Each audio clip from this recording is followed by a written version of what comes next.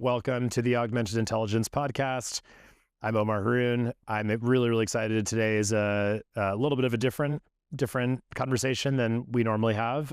We have Dan Fox here, who's the CEO and co-founder of Johnson Hana. And there's some exciting things we're going to be talking about with Johnson Hana and Eudia as well. Would love to just hear, Dan, first of all, I think your own story of how you got into this business and the origins behind Johnson Hana would be great to hear about. Yeah, absolutely. So my origin story is I qualified as a barrister at law in 2011. So barrister at law is the equivalent of a trial attorney in the US. And basically I had gone down to the law library in Ireland to start practicing as this barrister, realized very quickly that I probably wasn't the right fit for conventional legal practice. So I was hungry, I was broke. It's a self-directed career path. So you got to go out there and start earning a crust from the get-go. But you got to remember, like, you're 24, 25 years old. There's people who aren't necessarily willing to start throwing money at you from the very start. So I needed to figure out a way to start complementing my practice with essentially ways to generate cash. So I ended up getting a job in one of Ireland's biggest law firms. And they were supporting one of Ireland's biggest banks on a litigation and e-discovery matter.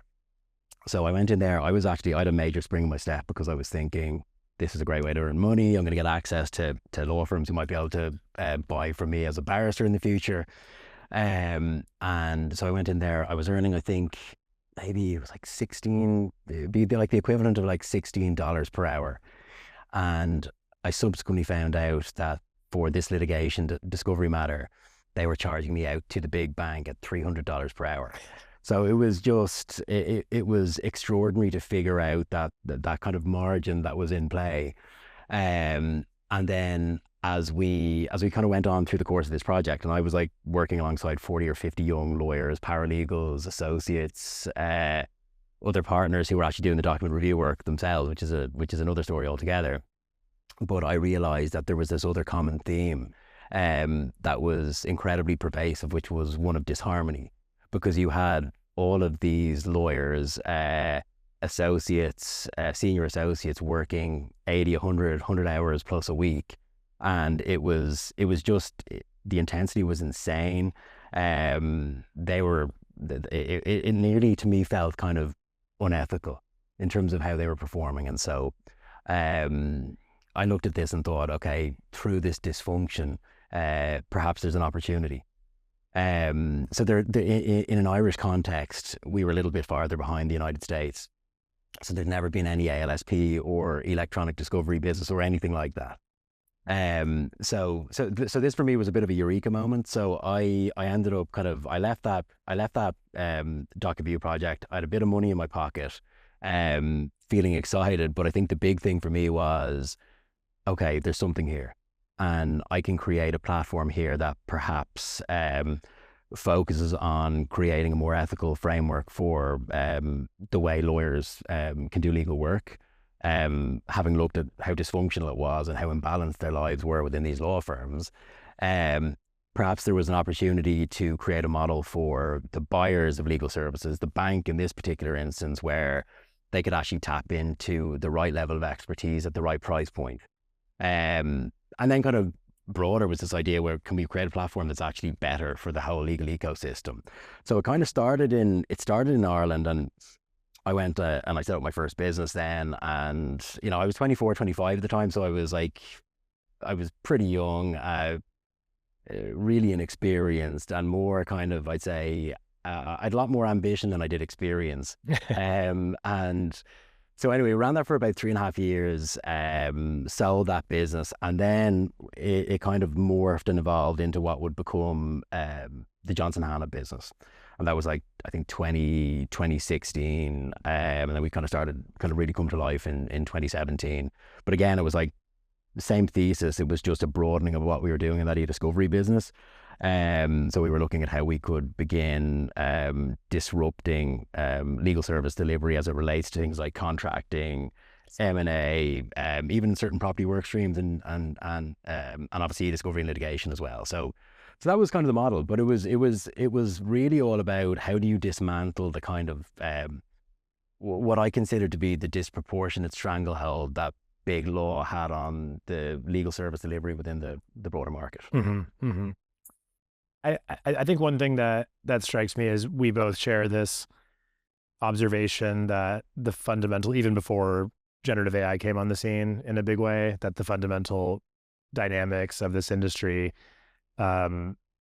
almost demand that something like what we're building together will exist. And I think customers are starting to see that too. I think on that note, would love to hear a little bit about now, jump ahead. It's obviously been a few years since it was 2017 that you started. Yeah, it was 16, 17. It kind of started growing at pace. Yeah. And so I guess just fast forwarding the 7-8 years to today.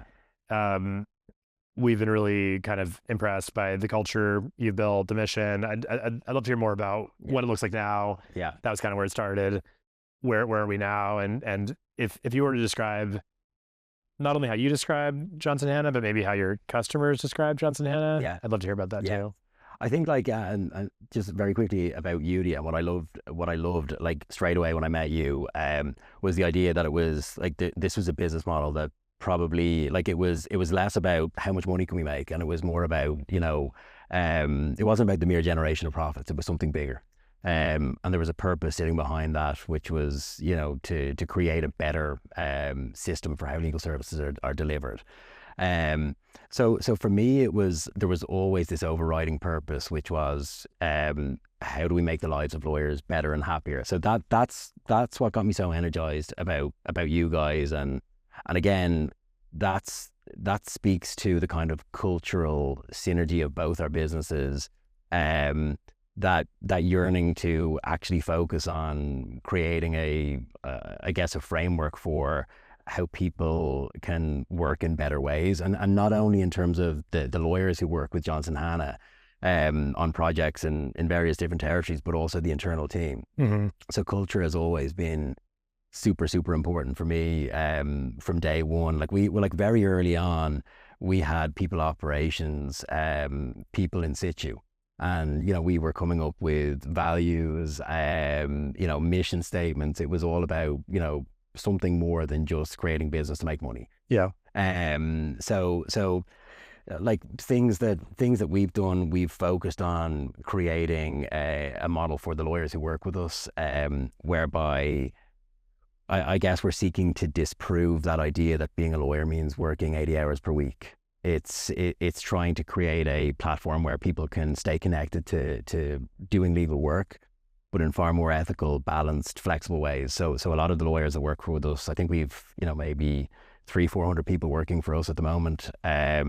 The bulk of those people are working, it can be between 15-25 hours a week on projects. They pick when they work, and so they have a huge amount of kind of self-direction, which is super important for people. And then they can work in locations throughout the world. So like we have like some cool examples where we have a lady who used to work with one of the biggest law firms in Ireland, hated her life. Like it was crushing her. She like wasn't seeing her kids. And I remember having a conversation with her early on about, the impact that it was having on her personal life. And she decided she would join us. And then she actually ended up moving to a remote island off the west coast of Ireland. And she started working with Johnson Hana on one of our projects with one of the big multinational technology firms actually based here. And her life is like, it looks totally different. She's incredibly happy. She's working half the time, probably earning a lot more money than she was in the firm. Because, when you start looking at what people are actually earning in these law firms, and if they're doing 100 hours per week or 100 and whatever it might be per week, they're actually not earning that much money. Yeah, the per hour rate. So it's like, I think this was kind of pretty eye-opening for a lot of the lawyers who've started to work with Johnson Hana as well.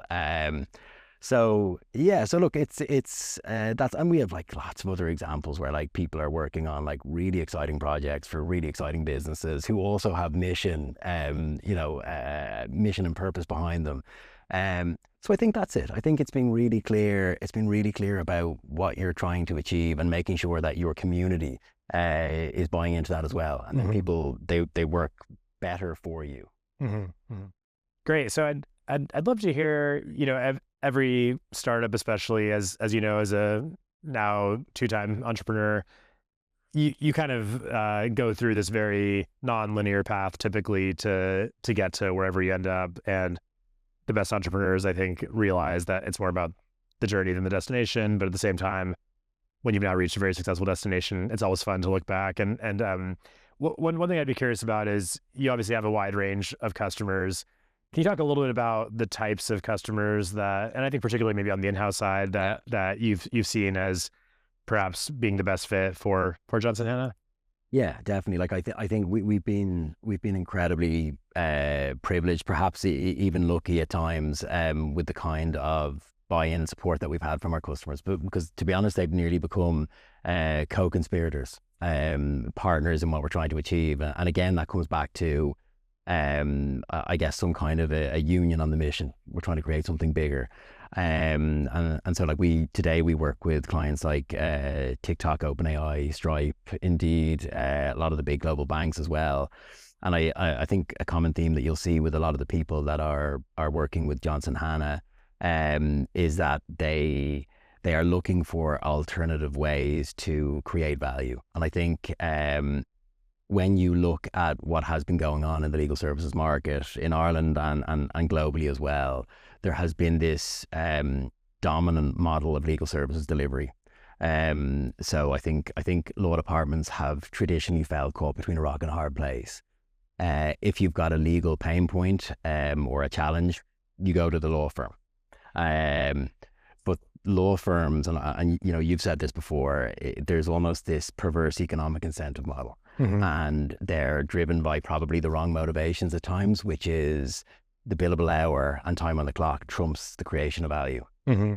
And I think for us, it's always been about how can we build a model that's, that kind of leans into clients and, customer centricity, the creation of value, figuring out actually what their genuine pain points are, mm-hmm. and then building processes, systems, levering the right technologies, and the right types of cultural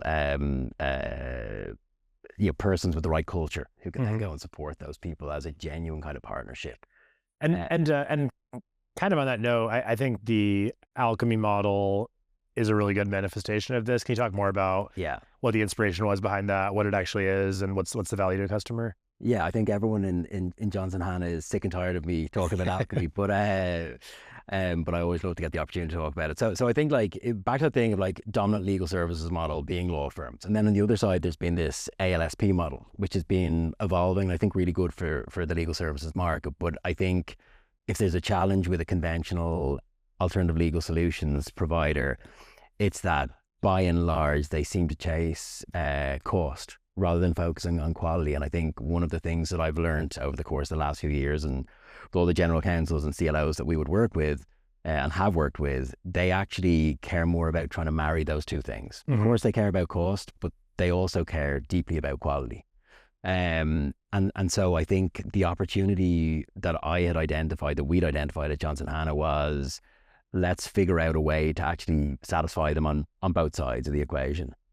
And that kind of, I guess, was the catalyst for what I call Project Alchemy. Mm-hmm. And that was saying, okay, so you have got all these legal departments in Fortune 500s and Fortune 100s and the biggest technology business in the world.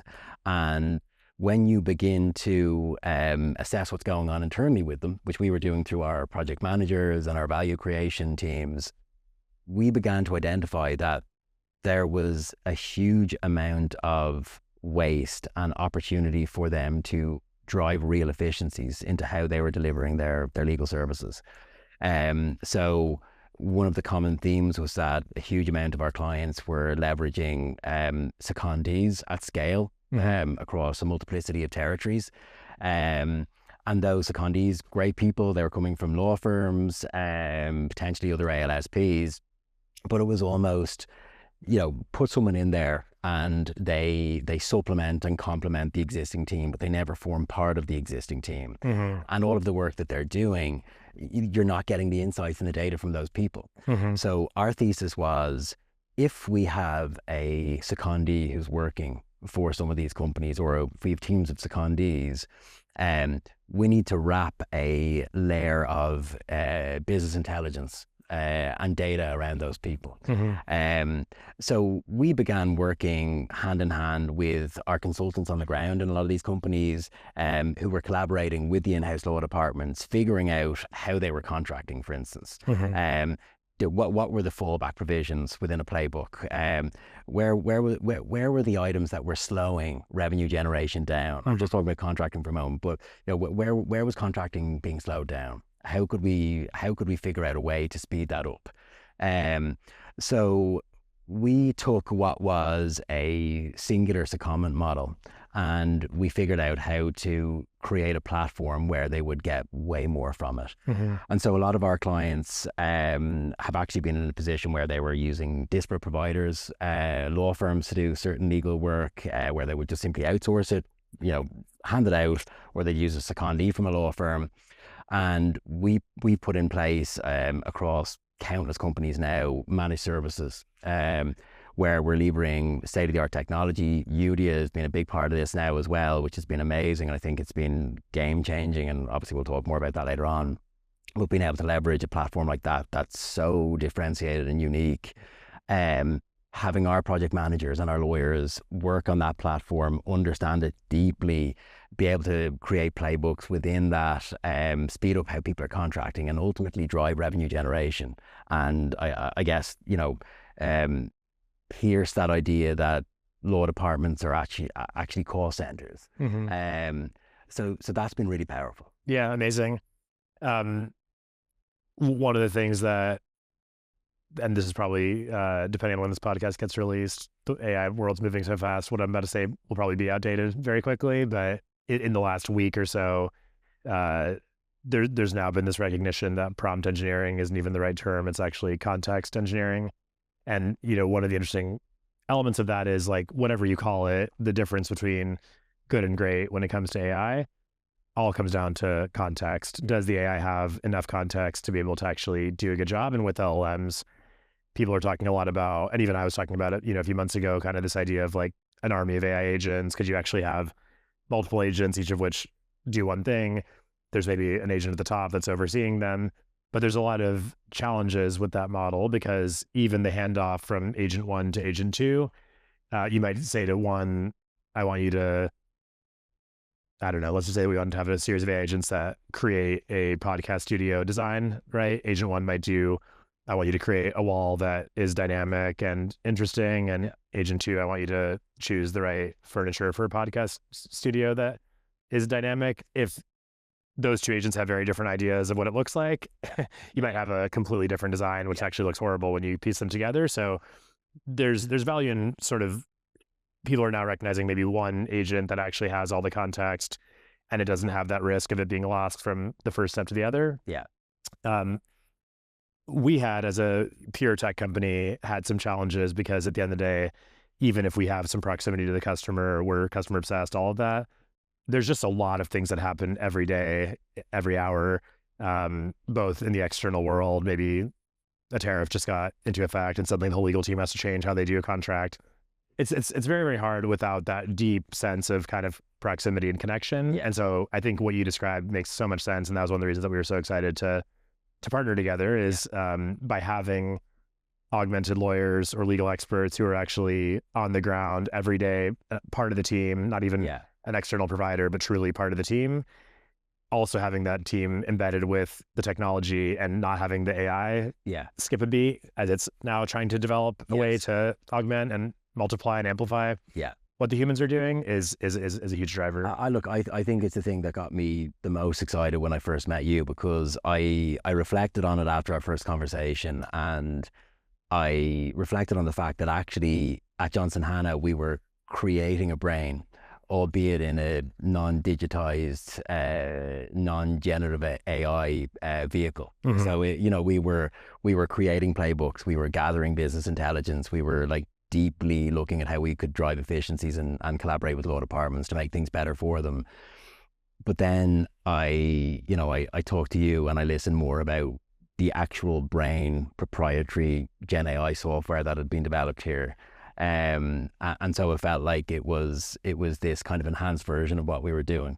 So that I think is probably what initially got me the most excited about the Eudia platform. Yeah, I agree, and I think that's what both of us have now been sort of in the industry, right, for well over a decade.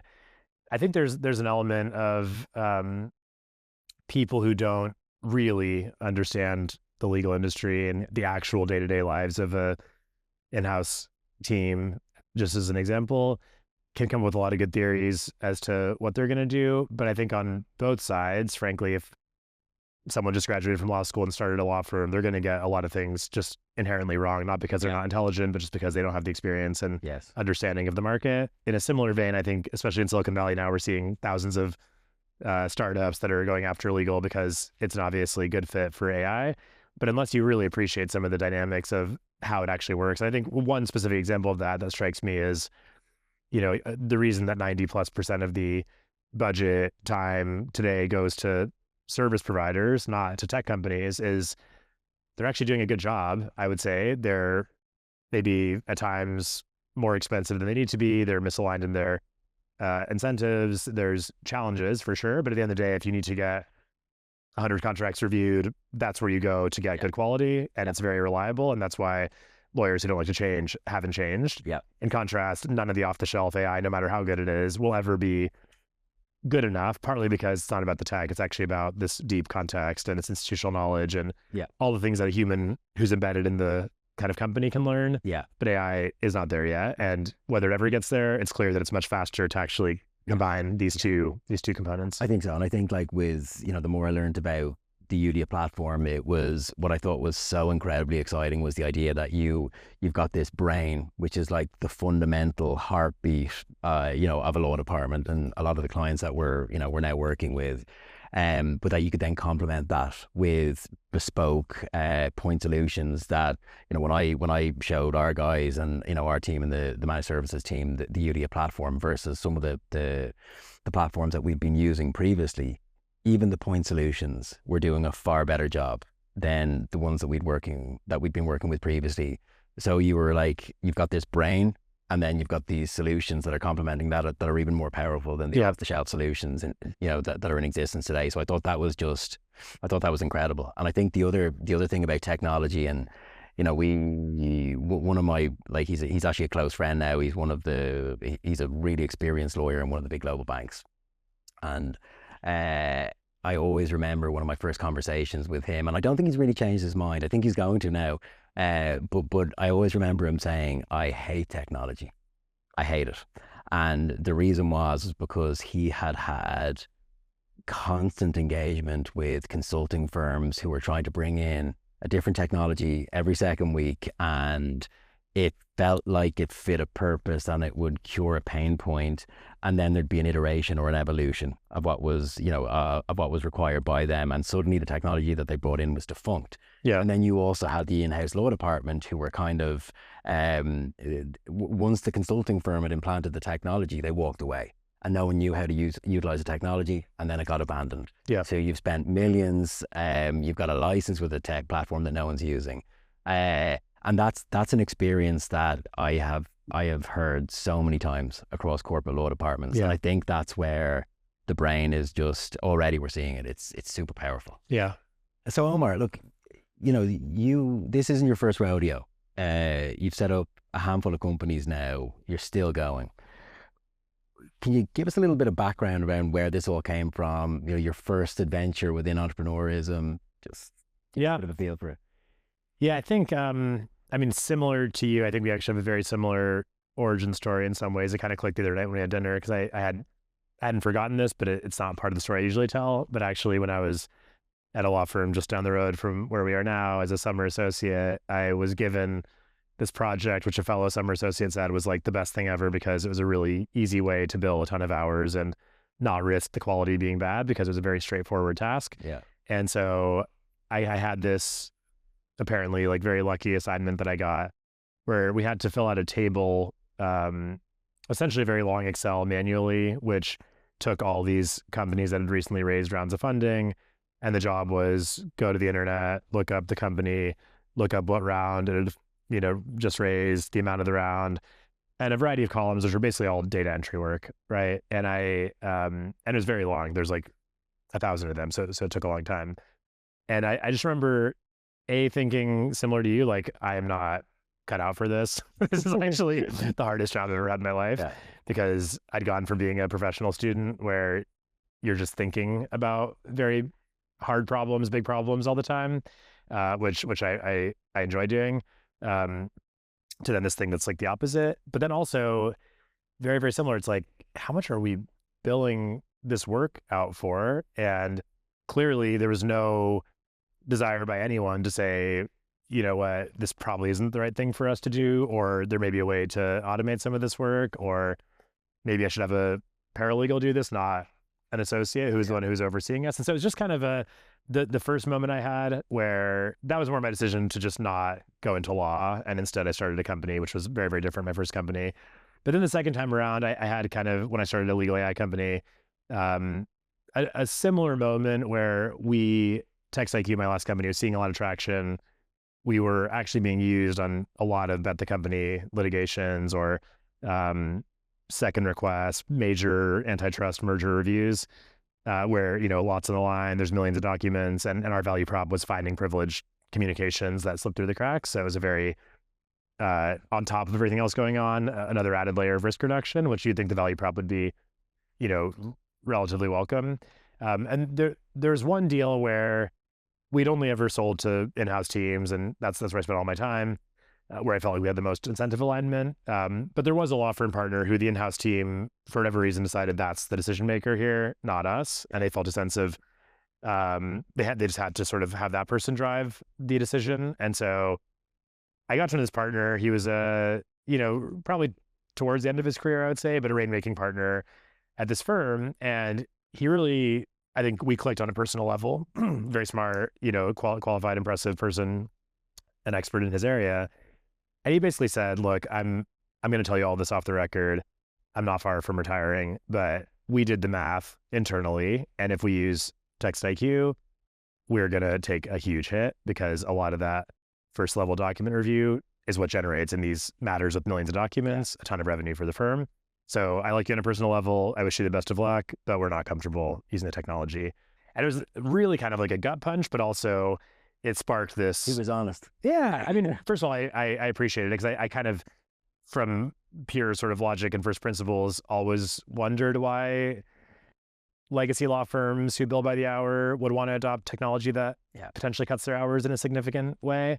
But this is the first time I could just look someone in the eye. He was being very honest, because he almost felt a level of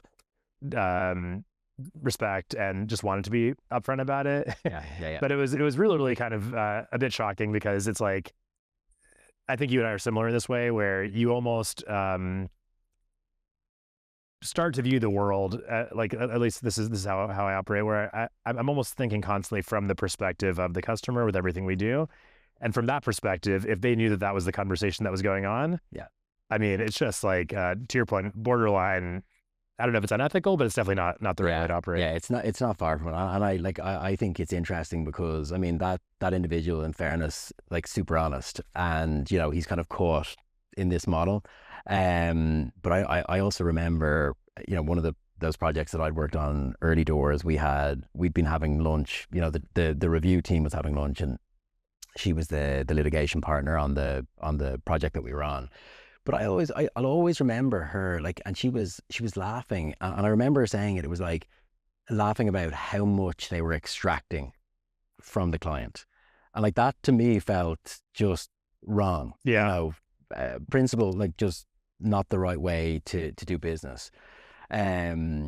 So I think it comes down to that model. Yeah, they're incentivized in the wrong way. 100%. I think on a more positive note, I think one thing that we've talked a lot about is that's not that might even be the exception to the rule in terms of the individuals. And there are these incredible lawyers out there. I think the ones who we work with and our clients work with, I think, are definitely seeing kind of the beginning of this new trend, where many people are actually just now leaving those traditional law firms when they operate in that manner.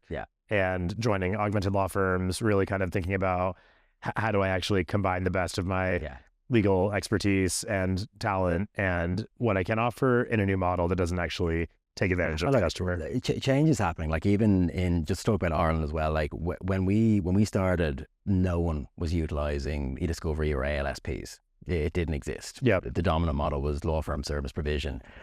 Now the law firms, and there's some really future thinking law firms that we work with in Ireland and globally as well, who are saying, actually, we're going to focus on the thing that we do really well, the bespoke advisory work where we can actually create value. Not all of them, but it's catching on. Yeah. You know, and they can see the power in disaggregating between the advisory and the process. And so there are future thinking lawyers who are focused on business outcomes. But I think it's been spiriting to see that evolution, you know, it's changing for the good. 100%. Yeah. And just to maybe answer the question that you asked before, so I think one part of it was this recognition that I think over time I've developed just sort of excitement around really going after extremely hard problems. And there was a blog post I read at some point, I think it might have been Sam Altman, but basically his point was it's actually easier to solve a hard problem than an easy problem. Yeah. And really the gist of it was, you know, I think both of us have been very fortunate at whatever success we've had has all come down to our teams, right?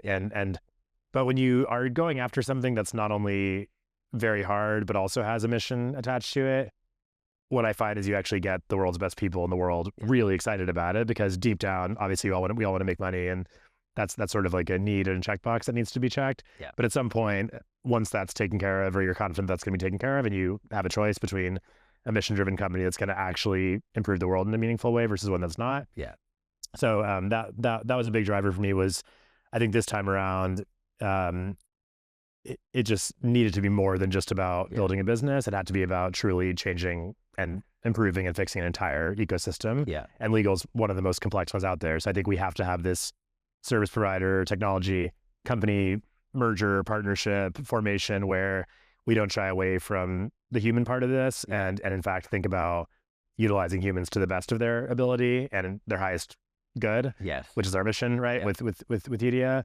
And this concept of augmented intelligence, I think not everyone's on board with it. Some people think that, especially here in Silicon Valley, that the goal of AI is to just make humans economically irrelevant. That's not a future that I'm excited to live in. And so when we think about our version of AGI, it's really augmented guided intelligence. How do you actually compare and look at what humans are good at versus what AI is good at, kind of merge them together in this completely new way that has the right business model for the customer, incentivizes the right behavior, and ultimately elevates the in-house team to be something that's you know, really, really never been done before. Yeah. Yeah. And you know what, like when having been in the office and, you know, spending more time with you guys in Palo Alto, there's like this palpable energy, you know, around the office. I was actually kind of overwhelmed when I came in, because there was just people running around everywhere and full of ideas and strategic vision. And I think that only comes as a consequence of them feeling the energy and the genuine motivation and purpose behind the company, which is so exciting. But I also think, to your point, it's that idea that with Eudia there's a genuine differentiation, because there are, you know, everyone's talking about AI and generative AI at the moment. I think I was speaking to someone, one of the team members over dinner the other night, and they were saying, I think there's like another 5,000 companies that were doing AI at the moment, or there was some crazy stat about the scale of new businesses, you know, in this world opening up. But what I think is really interesting about Eudia is that you're not shying away from the human element of it, and in fact you're actually leaning into it. Why is that important to you? Where did that idea come from? Because the other companies, they seem to be focusing on only the AI element. Yeah, 100%. I mean, I think it's really twofold. One, like we were talking about a little bit earlier, when you think about, I'm increasingly becoming convinced that legal tech is either dead or the term doesn't really make a lot of sense anymore, because it implies that law firms and in-house teams are both legal, and therefore they're the same, and therefore they need the same solutions, right? Whether that's humans or software. But actually, when you look at the humans for a minute, like what does a law firm associate look like? How are they bonused, or how do they drive revenue versus the in-house team? It's like they're actually not only different at times, the whole purpose of having an in-house team is to actually reduce your reliance on law firms and allow that in-house team to do more, to integrate more closely with the business, to start shifting from being a pure cost center into being more of a partner to the business or even a revenue driver. So I think part of it is just knowing, having spent a decade in the trenches with a lot of general counsels and Fortune 500 companies, and really more deeply understanding their objectives and aspirations and realities, right? It's really, really complex, but at the end of the day, 98% of their budget goes to services, labor, internal and external. Yeah. And that's actually where all of the knowledge is. That's where they can rely on the results. They have trust. There's obviously a small percentage going to software. I hope it increases. I'm excited to watch how all the off-the-shelf AI tools are developing, and some are better than others. But if you really want to make an impact and actually get the kind of adoption, not necessarily defined in the how many people are playing with the AI toy, right, type of adoption, but how much of the work is actually being done now in an augmented way, where you really have just this complete combination. There's no, I think historically it was kind of like your team played with all these point solutions. Some of them were great and added some value. Many of them didn't. Most of our customers have had a similar experience. They're not really actually using technology in a way to fundamentally change how they operate. Yeah. And I think to really solve that problem, it just can't be done by giving them another toy. You have to actually deeply embed the AI into the workflow, actually figure out maybe not everyone is actually well suited for changing their behavior in a significant way. Yeah. So can we actually offer, and I think one thing that we loved about the Johnson Hana team is you've been at the forefront of adopting technology, even where it's not performing amazingly, but you figured out ways to just make it work for the customer, and that becomes your problem, not their problem. Yes. So I think that idea of how do we actually not shy away from it, enable a customer to just shift even their services budget from where it sits today to this augmented service provider, augmented law firm concept, is something that we're seeing a ton of traction with, and almost overnight we've seen like a crazy uptick in revenue, client demand, excitement about, can I try this out? Where I think the friction's a lot lower as well, because they can just sort of still have a team of legal experts, lawyers. But I think the last thing I'll say on this point is I've thought a lot about what does the future look like, and even more specifically, what does a law firm look like in the future? And I'm increasingly convinced, and I'd love your thoughts on this, that it may be like the legal team that's best suited to work on a particular matter is actually, instead of 2 partners and 8 associates, it might be 1 partner, 2 associates, and 2 legal specialists who are augmented with technology, and 5 AI engineers, right? Yeah. And if that is the composition, then it actually has a lot of implications for rethinking how we even imagine services in the future. Some rapid fire questions for you. Okay. Where do you think the legal industry will be 5 years from now? I think the legal industry is going to be a totally different landscape. And I maybe I'm biased, but I do think with this Eudia Johnson Hana combination and the combined vision that we have for this model, I think we're going to break what was a broken model and repurpose it into something that actually works better for everyone. I think that the thing that probably excites me the most is the idea that we are the first genuine end-to-end generative AI platform that's enabled through services as well.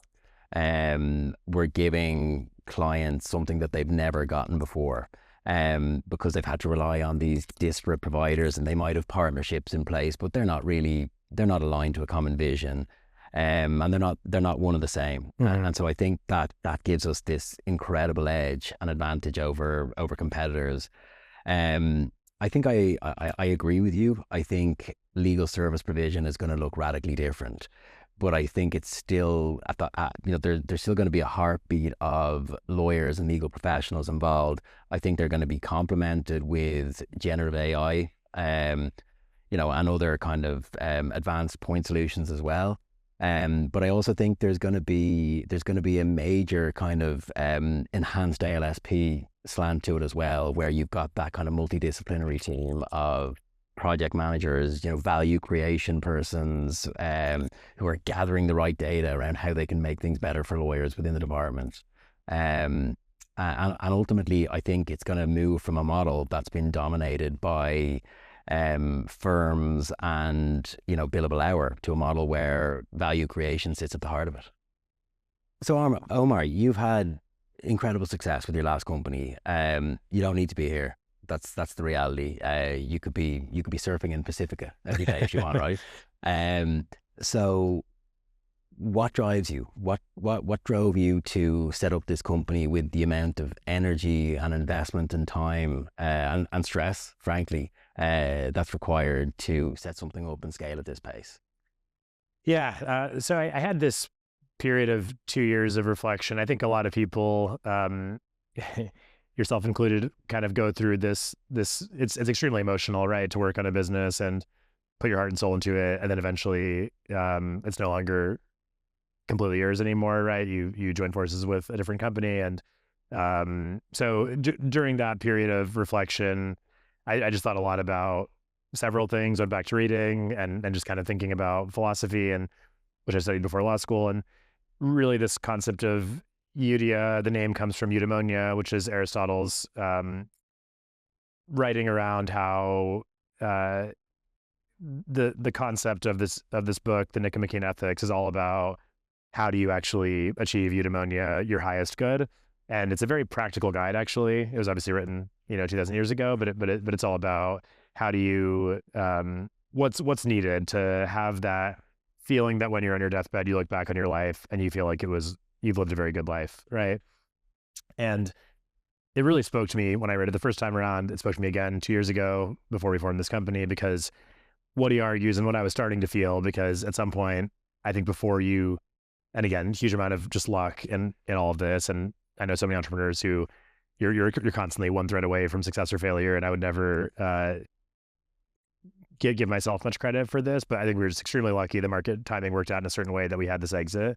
But once you have your sort of Maslow's hierarchy of needs met, and you're no longer worried about sort of just being able to pay for your housing and whatever expenses you have, I actually did ask myself that very question: do I want to spend my whole life surfing? What do I want to do? But when you read Aristotle and just think, and he's not the only one. Almost every great thinker, I think, who's thought deeply about happiness, about eudaimonia, has concluded something somewhat similar, which is actually that as humans, we're the happiest when we actually achieve our potential and live with integrity. Those two things. And achieving your potential is one of those concepts that I've become fascinated with, because I think so many of us just take it for granted that as long as you're doing a decent job at your work and with your family and you're having enough fun, everything's okay. You should just go to sleep. But on some level, especially with AI, I think it's now beginning to force all of us who are knowledge workers to really begin to question what even makes us human, what's even possible. I think over the last couple of decades, as machines have become more like humans, humans have also become more like machines. And so you have this kind of really interesting dynamic where if you're not paying attention, there's just a lot that's changing. And so I think particularly in this new world, I really challenged myself to think about what would it take to achieve my potential. And I concluded that I have some things I've developed some really strong skills in. The other 99% of the things that I don't have strong skills in, but I think as a CEO, probably one of the most important things to do is actually just identify how to fill your very many gaps that are growing every day with the right talent. And so I felt like to really achieve our potential as a company, as now partners, how do we really just bring the best people in the world together with a shared vision and mission? And you're right, it's not easy, it's stressful. Both of us probably have slept very little this week, which I wouldn't recommend to anybody, and I'm not wearing that as a badge of honor, but the reality is you're really pushing yourself constantly to do a lot. But I think that sense of mastery, accomplishment that comes with a lot of hard work is actually what makes you happy. It's not achieving whatever the outcome is. It's really constantly pushing yourself to grow and learn. And I've already felt that the balance is sometimes hard to strike, but ultimately, I think we're on that path now, and it's really exciting to see with this partnership and collaboration. I think we are now entering the beginning of this new chapter of really the entire legal industry, the whole knowledge worker economy, where this is the first partnership where we're truly bringing a best-in-class service provider with a best-in-class AI company together. And we're not going to be at an arm's length distrusting each other. We're going to do the hard work together to figure out how humans and machines combine so that ultimately we can deliver the best thing for our customers. So, yeah. With that in mind, and with the obvious energy, the platform, and us coming together, what do you think the future of legal service is gonna look like in 5 years? And how is Eudia and this combination going to impact on that? yeah, definitely. So I don't think humans are or should be going anywhere. I guess I would just start with that. I think there's a lot of, even people on Twitter and whatnot who are talking about how the future companies are going to have 2 people and 1,000 AI agents. They're going to be multi-billion-dollar companies. I think even if that was theoretically possible, that's not our vision. Our vision is, how do you actually think about putting humans to their highest and best use by augmenting those humans with AI that's also now capable of actually doing real work and good work and accurate work, because it has this deep sense of ongoing context that it's developing, that the human's giving the AI is giving the human, and you have this true augmented intelligence experience. And I think that's like very high level and visionary. I think to get down a little bit, two clicks down to what does that actually mean for a legal department, I don't think this dynamic of legacy law firms, controlling 90% of the profit pools, the in-house team having little visibility, little control over how all that work gets done, how it's allocated, what's happening. I think that's all going to change. We're going to see a lot more transparency, demands really driven by the customer. I think one thing that we've all realized in the AI field is every AI problem is actually a data problem. Yeah. And whose data is this? Well, it's the customer's data. Whose money is this? It's the customer's money. And so I think really not ignoring the triangle we talk about, the law firm, the ALSP, and the in-house team, but not thinking about it as, okay, the ALSPs will hopefully improve with their own way, the law firm will improve in its own way, and as an in-house team, I have to figure out how to improve my team in its own way, but taking it head on of how do we actually provide a triangle solution, which combines the world's best ALSP, which Johnson Hana is that. We've heard not only from you, but all of your customers, how incredibly differentiated Johnson Hana is, and its approach of really putting the client first, adopting technology, embedding yourself into the legal team to become an extension of their team. We have this law firm and series of augmented law firms that are completely flipping the business model on its head. They're not billing by the hour. They're actually focusing on their areas of expertise and really combining with Eudia and the in-house team and Johnson Hana. And I think these case studies that we're starting to develop are just going to completely change the industry in a way that, if I had to predict what it looks like 5 years from now, I would say you have an in-house team that's actually becoming more of a business team than a legal team. Yeah. You have law firms that are augmented now and no longer getting high volume, mixed complexity work. They're getting low volume, high complexity work. And then you have this new combination. I don't even want to call it an ALSP because I think it's actually completely different than an ALSP, but a AI meets human expert team, which can actually take all of this, the volume of work, and figure out a much better way of doing it, where they're not billing by the hour or incentivized to do it inefficiently. The model's flipped on its head, where now they're incentivized to actually do the best job in the fastest amount of time. Yeah, I totally agree. I think this is the creation of a whole new category. I think that's what's most exciting about it. 100%. Thank you so much for joining us. If you enjoyed this podcast, please hit the subscribe button, and huge shout out to Dan. We're going to be doing some big things together in this industry, and really excited to unveil a few things in the next few weeks even.